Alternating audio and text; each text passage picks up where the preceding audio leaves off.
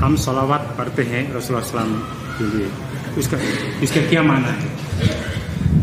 और दूसरी इसका मतलब ये है कि कुरान करीम में अल्लाह ताला फरमाता है कि अल्लाह भी मोहम्मद रसूलुल्लाह को सलावत भेजता है। ऐ मोमिन तुम भी सलावत भेजो। जो सच्चे मोमिन हैं वो मोहम्मद रसूलुल्लाह को सलावत भेजते हैं, मलाइका भी सलावत भेजते हैं। इसलिए कि आपके एहसान का बदला उतारा जा ही नहीं सकता।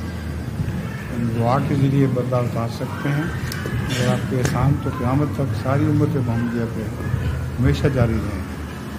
इसलिए सलावत का मतलब ये नहीं कि हम वाक़ईतन शुक्रिया अदा कर रहे हैं, बल्कि शुक्रिया अदा करने की कोशिश है।